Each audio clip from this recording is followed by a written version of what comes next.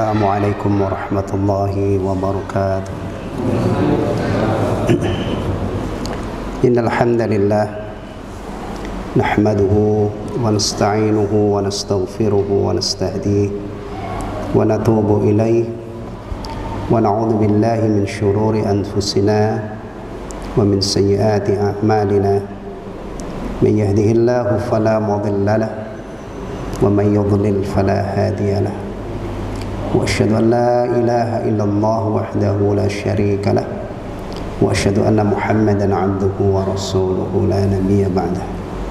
Ya ayyuhalladzina amanu taqullaha haqqa tuqatih wa la tamutunna illa wa antum muslimun. Ya ayyuhan nasu taqu rabbakum alladzi khalaqakum min nafsin wahidah wa khalaqa minha zawjaha wa batha minhuma rijalan katsiran wa nisaa wattaqullaha alladzi tasaaluna bihi wal arham innallaha kana 'alaikum raqiba. Ya ayyuhalladzina amanu taqullaha wa qulu qawlan sadida yuslih lakum a'malakum wa yaghfir lakum dhunubakum wa man yuti'illaha wa rasulahu faqad faza fawzan 'azima. Amma ba'd, fa inna asdaqal hadithi kitabullah wa khairal hadi hadi Muhammadin sallallahu alaihi wasallam wa syarral umuri muhdatsatuha wa kullu muhdatsatin bid'ah wa kullu bid'atin dhalalah wa kullu dhalalatin finnar. Ma'asyiral muslimin wal muslimat, jamaah sekalian rahimani wa rahimakumullah. Pada kajian yang lalu kita sudah sampai ar-rabi' min syu'abil iman, bagian iman yang keempat atau cabang iman yang keempat. Al-imanu bil Qur'an wa jami'il kutub al-munazzalati qablah.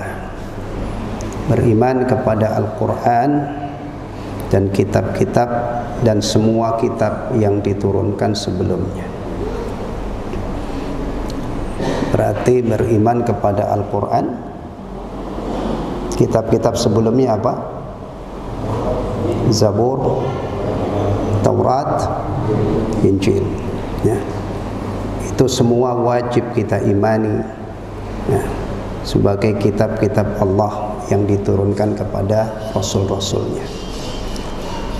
Bahkan bukan hanya sekedar nama kitab, ya, sekaligus Rasul yang menerima kitab ini juga bisa kita ketahui. Zabur turunkan oleh Allah kepada Dawud alaihissalam, Taurat kepada Musa alaihissalam, Injil kepada Isa alaihissalam, kemudian Al-Quranul Karim kepada Rasulullah Muhammad sallallahu alaihi wasallam. Baik, setelah kita mengimani semua kitab-kitab tersebut, ya, ada satu hal yang sangat penting untuk kita imani. Ini turunannya, ya, lanjutannya, bahwa Al-Quran itu statusnya adalah menasakh kitab-kitab terdahulu. Ini perhatikan nih. Jangan sampai kita punya keyakinan bahwa hari ini orang yang mengamalkan Injil, yang mengamalkan Taurat, atau yang berpegang teguh dengan Injil dan Taurat sama dengan yang berpegang dengan Al-Quranul Karim. Tolong di bagian ini diperhatikan. Berarti kalau Al-Quran itu statusnya an-nasikh, maka Taurat, Zabur, dan Injil statusnya apa? Mansukhah. Jadi sudah tidak berlaku. Karena apa? Karena Rasulullah Muhammad SAW diutus untuk seluruh alam semesta. Berarti Al-Quran itu sifatnya adalah berlaku secara alamiah. Alamiah itu maksudnya seluruh apa? Dunia, ya. Karena Rasulullah Muhammad SAW diutus oleh Allah Subhanahu Wa Taala untuk seluruh umat manusia, untuk alam semesta. Itu yang kemarin pada pertemuan yang lalu belum sampai di situ. Kemudian ikhwatal iman, mengenai Al-Quranul Karim, ya. Al-Quranul Karim. Orang-orang yang tidak percaya bahwa Al-Quran itu kalamullah ditantang oleh Allah Subhanahu wa ta'ala untuk mendatangkan yang semisal Al-Quran, ya. Jadi sejak dulu, sejak zaman Rasulullah Muhammad SAW sampai hari ini, tantangan ini terbuka kepada orang-orang yang tidak percaya kalau Al-Quran itu kalamullah.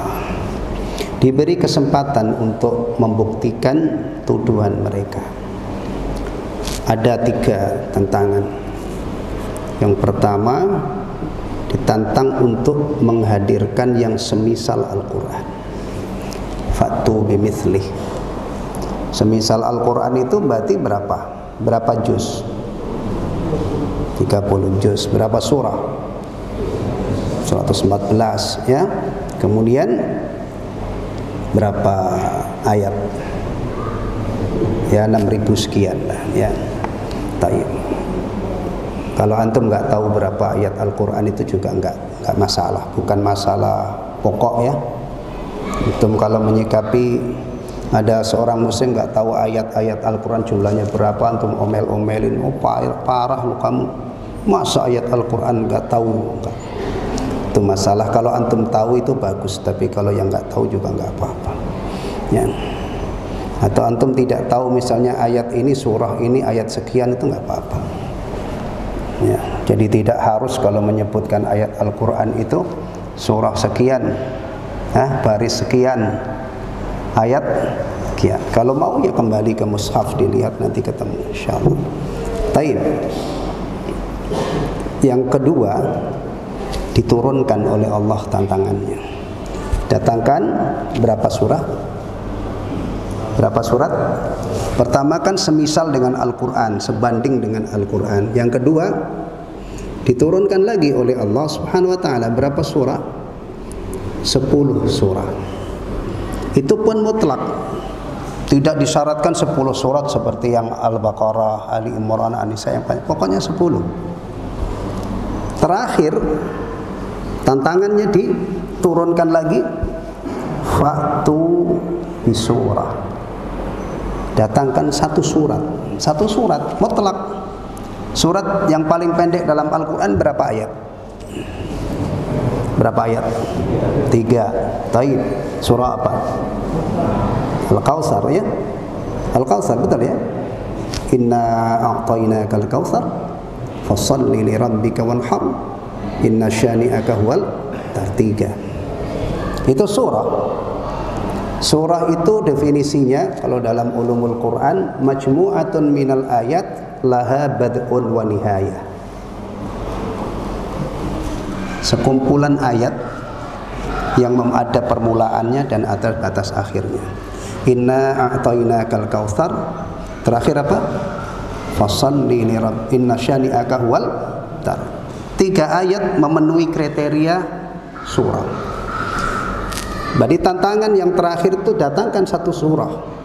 Mau yang 3 ayat, mau 10 ayat, mau yang as-sab'ut tiwal yang ratusan ayat, tantangan terbuka. Yang ditantang ini bukan kelas cere. Nah, ini ada yang dijelaskan oleh para ulama. Mukjizat para nabi itu disesuaikan dengan zamannya, dengan keadaan masyarakat di zamannya. Ketika Nabi Musa alaihissalam diutus, itu sihir itu luar biasa, ya, sihir itu luar biasa. Maka mukjizat Nabi Musa alaihissalam menaklukkan tukang-tukang sihir yang paling hebat di zamannya. Di zaman Nabi Isa alaihissalam, ketabiban itu ngetop banget. Maka mukjizatnya Nabi Isa alaihissalam mengalahkan tabib yang paling top di kala itu. Ada tabib yang bisa menghidupkan orang mati? Ada nggak tabib bisa menghidupkan orang mati? Orang sudah benar-benar mati, bukan pingsan, mati bisa ngidupin dia? Sampai hari ini ada yang bisa menghidupkan orang sudah mati? Tapi Nabi Isa alaihissalam bisa menghidupkan orang yang mati biidznillah, tentunya dengan izin Allah, karena ini mukjizat. Bisa menyembuhkan orang yang buta, kemudian sakit sopak belang-belang. Luar biasa lah. Mukjizat Rasulullah Muhammad sallallahu alaihi wasallam adalah Al-Qur'anul Karim. Yang dihadapi oleh Rasulullah itu adalah ahli-ahli bahasa. Orang bahasa Arab tulen ya. Orang Arab asli. Kemampuan berbahasanya luar biasa. Al-Quran datang, salah satu sisi kemukjizatannya adalah dari sisi bahasa. Bayangkan kalau seandainya seperti tuduhan mereka, Al-Quran itu adalah hoak istilahnya ya, yang disebar oleh Muhammad, atau Al-Quran itu adalah karya Muhammad, ngaku-ngaku dia dapat wahyu. Mestinya ya, ahli-ahli bahasa itu kalau sebatas Al-Quran adalah karya Rasulullah Muhammad SAW, ya, tentunya mereka yang tidak percaya ini sanggup apa? Sanggup membuat karya yang lebih bagus. Karena dari sisi bahasa Rasulullah bukan ahli bahasa, maksudnya bukan pakar bahasa. Nah, karena memang yang disampaikan beliau itu jelas asli wahyu. Cuman mereka tidak percaya, dikasih kesempatan oleh Allah Subhanahu wa taala. Ternyata sampai hari ini tantangan terbuka sudah 15 abad, tidak ada yang bisa menjawab. Ya. Tidak ada yang bisa, dan memang sampai kapanpun, betapapun manusia, dan bahkan kalau manusia dan jin itu bersatu padu ingin menggantikan Al-Quran, membuat kitab yang menggantikan Al-Quran, sudah tidak akan pernah mampu. Karena Al-Quran memang benar-benar kalamullah. Kalau sudah sampai di sini, kita berharap ya, akidah kita tentang Al-Quran itu sudah tidak ada keraguan sedikit pun. Tinggal selanjutnya kita menyiapkan bekal untuk kebahagiaan kita di akhirat melalui Al-Quran. Yang sudah mahir nabung tilawah, alhamdulillah, kalau seandainya wafat sudah punya tabungan 100 kali khatam selama hidupnya, ya. Dan itu mestinya kalau umatinya itu umur 70 gitu ya, atau umur 60, sejak 40 dia sudah istiqamah, punya wirid bacaan Al-Quran. Itu seharusnya ketika meninggal tabungan baca Qurannya itu ratusan kali. Kemudian didoakan, ketika meninggal didoakan oleh saudara-saudaranya. Dan sebelum itu juga selalu berdoa kepada Allah agar tilawahnya itu diterima. Kemudian ketika wafat, rata-rata orang itu kalau mendoakan saudaranya yang wafat, semoga diampuni dosanya. Sebelum didoakan orang lain, tiap hari dia mohon ampun, istighfar berkali-kali kepada Allah, ya kan? Moga diterima amal ibadahnya. Ada tabungan Al-Quran 100 kali khatam, Masya Allah. Punya zikir sesudah sholat, tiap habis sholat zikir, ada tasbih, ada tahmid. Dan tentunya sholat 5 waktu dan sholat-sholat sunnah. Klop kan? Klop. Saudaranya mendoakan semoga amal ibadahnya diterima oleh Allah, dan dia memang punya amal ibadah. Klop. Tapi kalau didoakan semoga amal ibadahnya diterima, tapi tidak pernah ibadah. Bahkan sholat 5 waktu yang dikabarkan oleh Rasulullah, nanti sholat 5 waktu itu kalau nggak salah cabang 20 atau berapa, itu sudah 20 sini ya. Amal pertama kali diperiksa, amal seorang hamba mukmin yang pertama kali diperiksa adalah sholat 5 waktu. Kalau sholatnya bagus dia beruntung, dia bahagia, dia sukses. Tapi kalau sholatnya rusak dia rugi. Jadi itu intinya ya. Kalau kita berbicara tentang Al-Quran bagi seorang muslim, itu sudah harusnya sangat yakin, tidak ada keraguan sedikit pun bahwa Al-Quran itu kalamullah. Salah satu yang membuat kita sangat yakin adalah orang-orang kafir yang tidak percaya Al-Quran itu kitabullah, sudah diberi kesempatan oleh Allah untuk membuktikan tuduhannya. dan pasti tidak akan sanggup. Wa in kuntum fi raibin mimma nazzalna ala abdina fa'tu bis suratin min mithlih wad'u syuhada'akum min dunillahi in kuntum shadiqin, ya. Fa illam taf'alu wa lan taf'alu, kalau kamu tidak bisa melakukan dan tidak mungkin bisa memenuhi tantangan ini, fattaqun naral lati waquduha an-nas wal hijarah, al-ayat. Fattaqun narul lati uiddat lil kafirin. Diperintah untuk bertobat. Ya. Masyaallah, ini setelah mereka habis-habisan mengerahkan daya upayanya nggak sanggup, diajak untuk bertobat.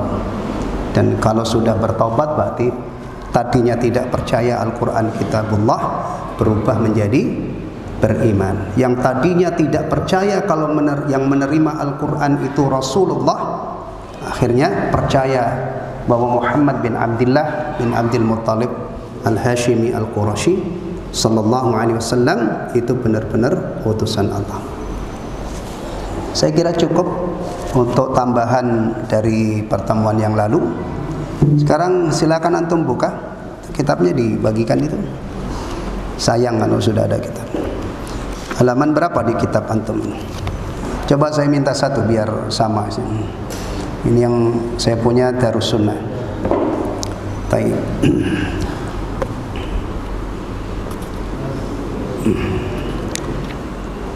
Halaman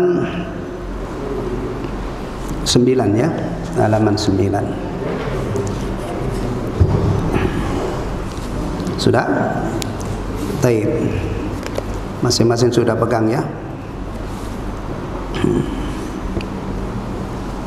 Al-khamisu min syu'abil iman, cabang keimanan yang kelima. Al-khamis, ya. Apa bedanya al-khamis dengan khamsah? Nah, bedanya dengan apa? Syekh Yusuf, bedanya apa?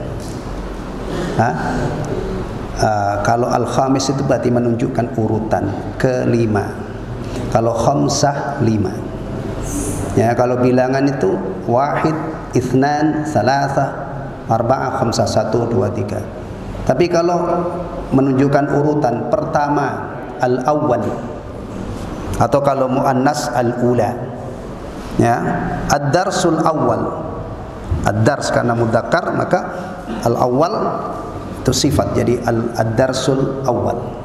Berarti awal itu pertama, kan? Ats-tsani isnain atau isnan menjadi ats-tsani, berarti kedua. Nah, ini sudah sampai al-khamis, cabang iman yang ke-5.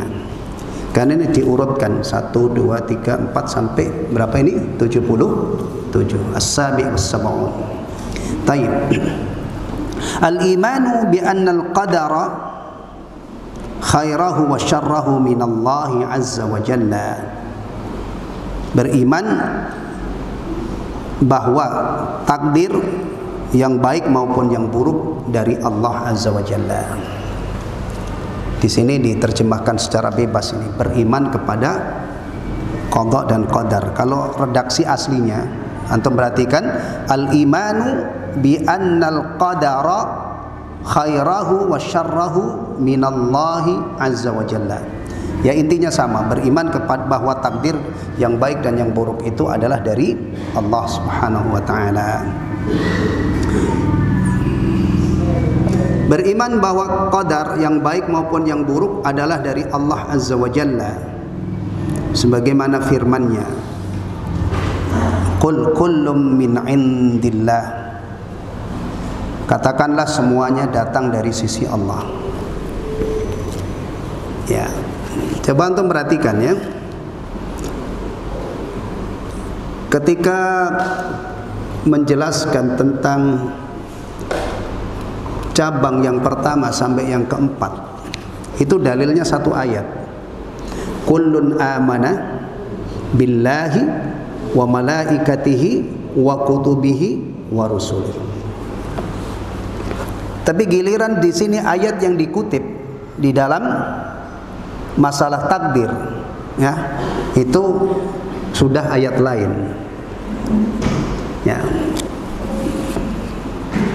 Karena memang ikhwatal iman, di dalam Al-Quranul Karim tidak ada satu ayat yang menyebutkan 6 rukun iman itu dalam satu ayat. Ingat baik-baik, tidak ada dalam Al-Quranul Karim ayat yang mengandung atau yang mengandung rukun iman dari 1 sampai 6. Tapi ada di ayat yang lain. Nah, ini salah satunya yang dikutip oleh beliau. Ya. Inna kulla syai'in khalaqnahu biqadar, itu juga ayat tentang takdir, ya. Jadi ayat, kalau ulama Ahlussunnah ketika mengambil dalil dari ayat Al-Qur'an itu terpisah dari ayat tentang rukun iman yang pertama, iman kepada Allah, malaikat-malaikatnya, kitab-kitabnya. Ya. Tapi kalau kita merujuk kepada penjelasan Rasulullah SAW tentang iman, di situ disebutkan dari awal sampai akhir. Al-imanu an tu'mina billahi wa malaikatihi wa kutubihi wa rusulihi wal yaumil akhiri. Lanjutannya apa? Diulang lagi, wa tu'mina bil qadari khairihi wa syarrihi. Nah, itu utuh satu satu sabda Rasulullah SAW berisi usulul iman, atau populer juga dikenal dengan arkanul iman, atau kalau dalam bahasa Indonesia rukun iman. Taib. Kemudian berikutnya disebutkan dalam hadis yang diriwayatkan dalam kitab Sahih Al-Bukhari dan Sahih Muslim.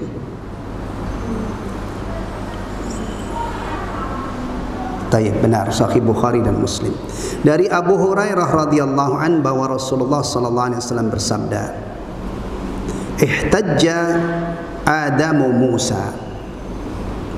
Nabi Musa berkata kepada Nabi Adam, atau lebih tepatnya ini berdebat, ya, ihtajja. Ya. Nabi Musa berkata kepada Nabi Adam alaihissalam, "Ya Adam, anta abuna, khayyabtana wa akhrajtana minal jannah." Hai Adam, engkau adalah bapak kami, ya, yang telah menyebabkan kami keluar dari surga. Seakan-akan Nabi Adam ini apa? Akbar, menyalahkan, seakan-akan Nabi Musa menyalahkan Nabi Adam, gitu kan? Ya. Ada sebagian orang sekarang itu juga begitu. Coba kalau dulu Adam itu nggak maksiat, kita masih di surga loh.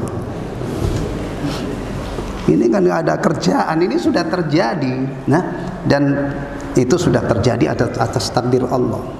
Antum menghayal, kita sekarang sudah ada di Rawalumbu, sudah ada di bumi. Kemudian mempermasalahkan soal Adam dulu turun dari surga karena sebab maksiat. Kan nggak ada kerjaan namanya itu. Ya, nggak ada kerjaan. Insya Allah. Sama dengan orang yang nyesal dilahirkan oleh ibunya, karena harus menjalani hidup yang susah payah gitu ya. Coba emak dulu nggak melahirkan saya, emak ya. Antum kalau manggil ibunya apa? Wah, Mumi itu mah akhir-akhir ini. Generasi tua mana ada ya orang ini manggil Umi, Emak, Simbo, ya, Boe. Jujur aja, nggak usah gengsi. Kenapa sih? Memang itulah. Emang kenapa manggil Simbo itu udah bagus itu. Ibu, Bunda, ya. Tayyib. Ada. Beberapa hari yang lalu saya baca di ini, ada orang India itu gugat ibunya karena melahirkan dia. Gila enggak itu orang? Hukum buatan manusia itu aneh-aneh saja. Anak itu bisa menggugat ibunya karena dia melahirkan dia. Masya Allah. Kan nggak ada kerjaan kan? Begitu Anda sudah lahir, diwajibkan oleh Allah berbakti kepada ibu Anda. Tidak usah meratapi persoalan kelahiran Anda.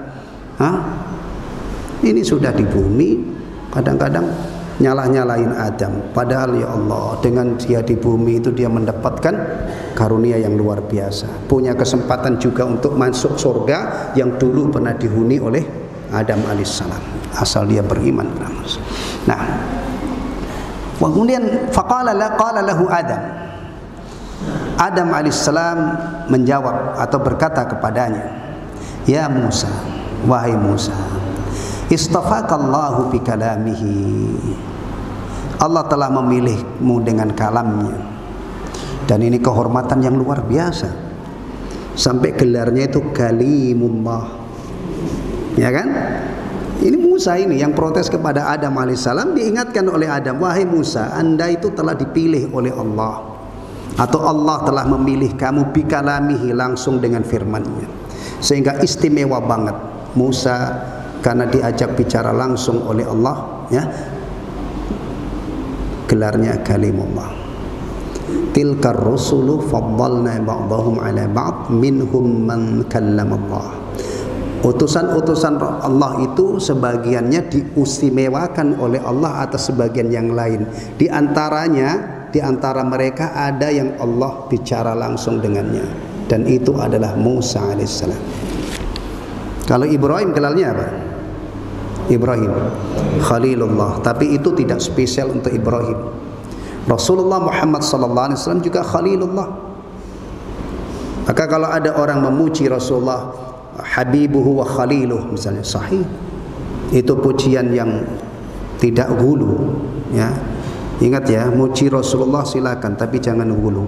Gulu itu melampaui batas.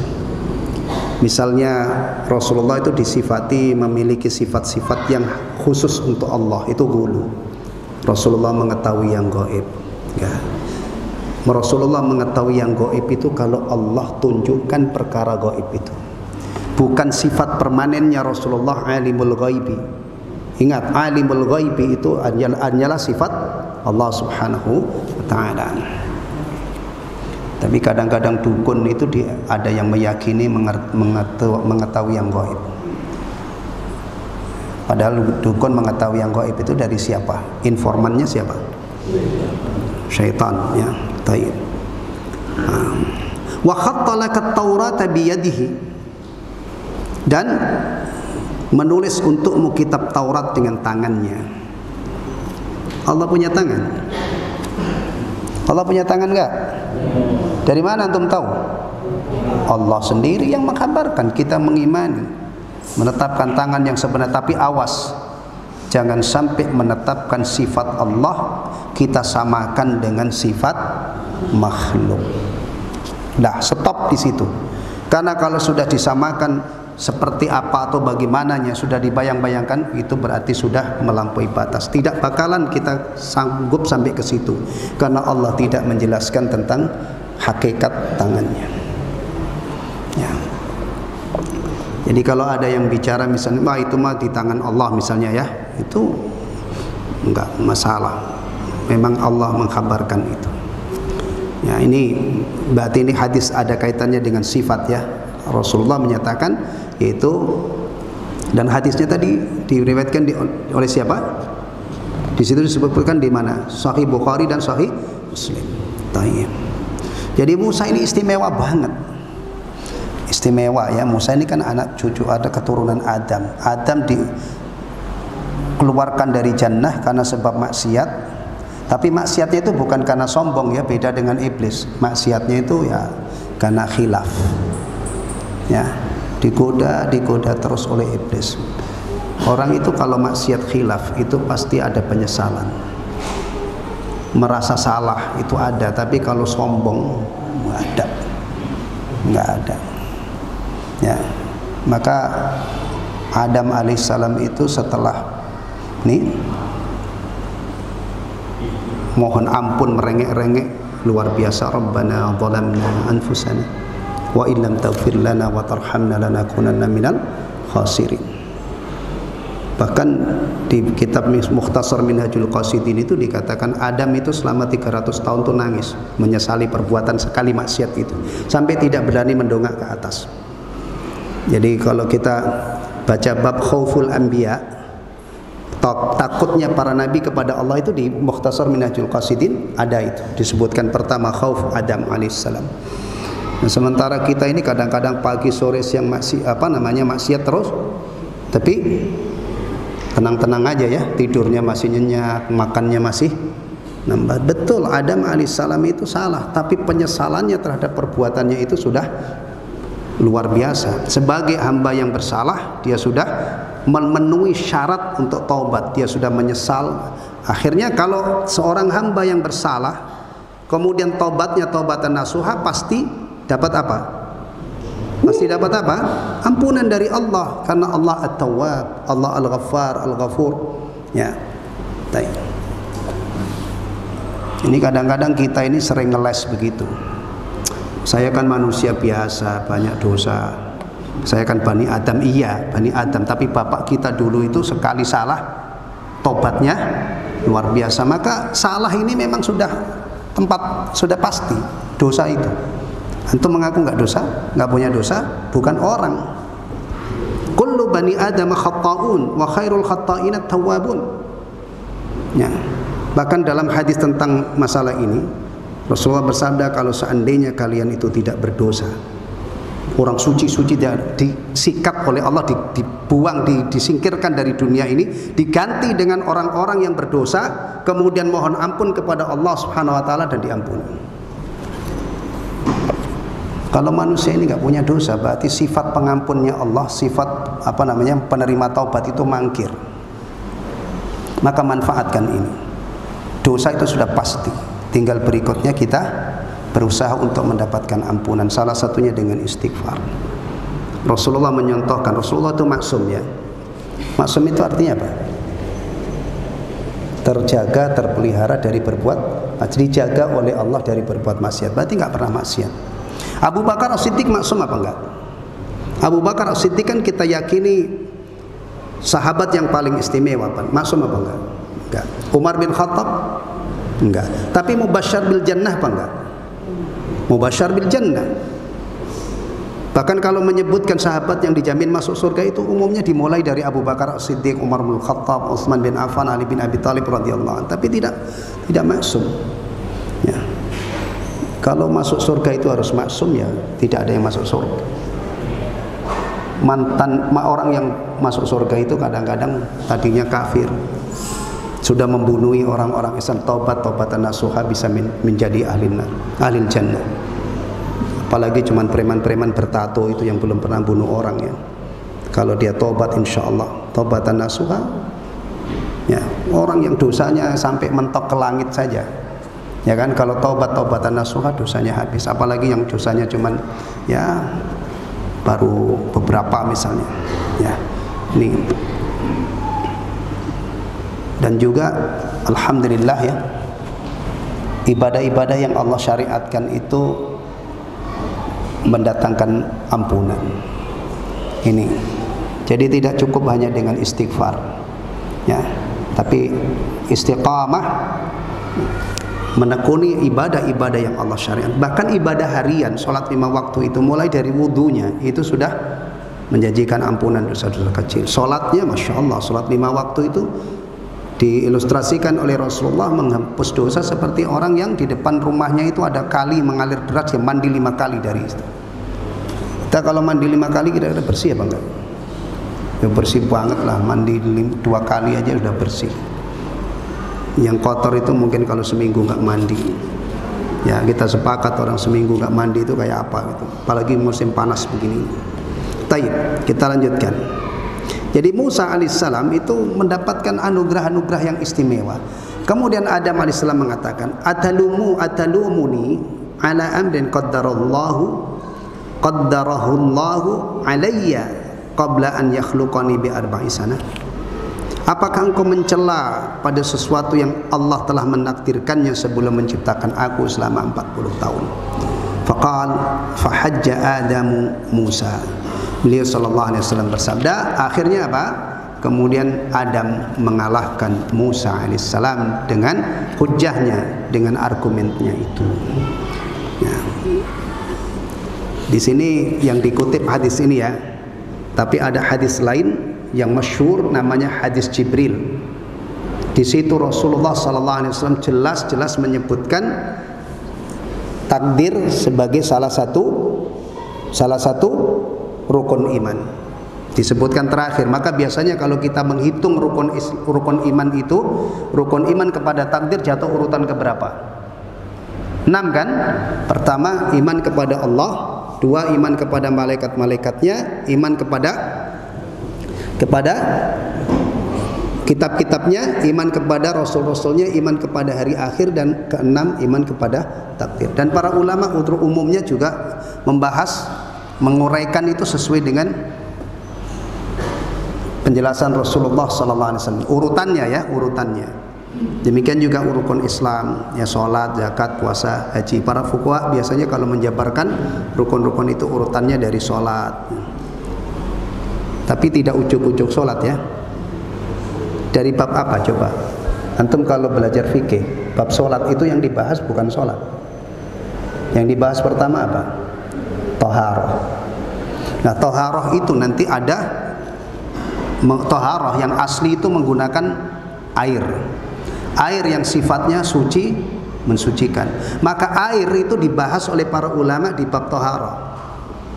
Ada orang wudhu pakai air kelapa muda, sah nggak?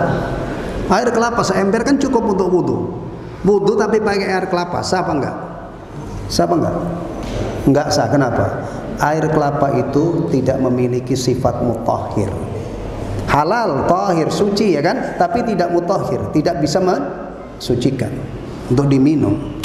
Maka Masya Allah, kadang-kadang orang Islam itu nggak ngerti ilmu tentang air ya, padahal ini air kena najis, kolam kemasukan tikus di Bekasi kan besar-besar ya, wah Masya Allah baunya luar biasa.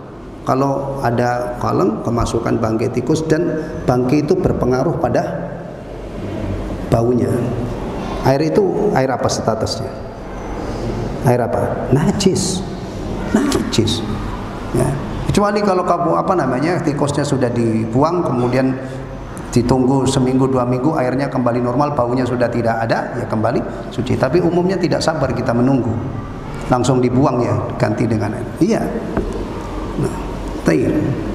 Nah ini ada yang lebih jelas lagi di hadis Jibril itu. Sekali lagi Rasulullah SAW jelas menyebutkan bahwa wa tu'mina bil qadari khairihi wa syarri.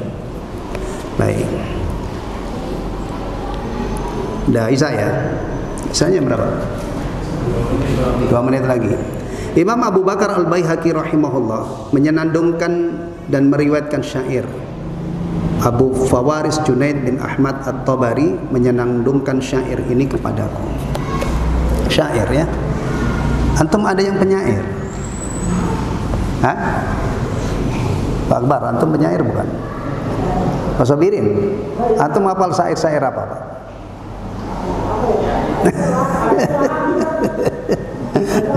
Antum bagaimana? Syair itu menurut antum bagaimana? Nah, syair nanti orangnya namanya penyair. Orang-orang Arab itu banyak penyair hebat ya. Syair itu seperti ucapan yang lain, yang baik ya baik, yang busuk ya busuk.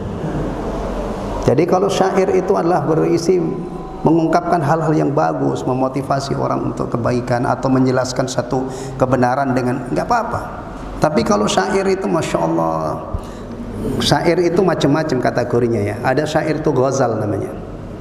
Ghazal itu Masya Allah menyifati kecantikan wanita, macam-macam, akhirnya birahi ini bergelora. Ada hija. Hija itu kalau bahasa Jawa ngenyek wong. Syair itu, orang Arab itu kalau menghina orang dengan syair-syair habis kita itu. Pakar banget. Hija. Ada yang namanya ritha. Ritha itu meratapi kematian. Nah, syair-syair yang mengungkapkan meratapi kematian seseorang. Tapi kalau syair itu bagus, apa? Dalam Al-Quran ada surah Asy-Syu'ara ya. Memang mayoritas penyair itu rata-rata lebay, kecuali orang-orang yang beriman. Sahabat Nabi ada yang penyair, Hasan bin Thabit radhiyallahu an penyair. Nah ini di kitab ini kita banyak temukan kutipan syair-syair. Ya. Di kitab tafsir Ibnu Katsir, ketika menjelaskan tentang takwa itu beliau mengutip bait-baitnya syair Ibnul Mu'taz, mengungkapkan makna takwa. Ada beberapa syair di situ, bait syair bagus. Jadi kalau misalnya ada khatib yang mengutip itu, menjelaskan takwa, mengutip abiyat, bait-bait syairnya Ibnul Mu'taz, nggak apa-apa. Orang itu menjelaskan tentang takwa, bagus. Ya. Ada di tafsir Ibnu Katsir ketika menjelaskan tentang takwa, ada itu. Ya. Tayyib. Alhamdulillah, sampai di sini dulu Zaisha. Mudah-mudahan nanti bisa kita lanjutkan lagi atas izin Allah Subhanahu wa taala.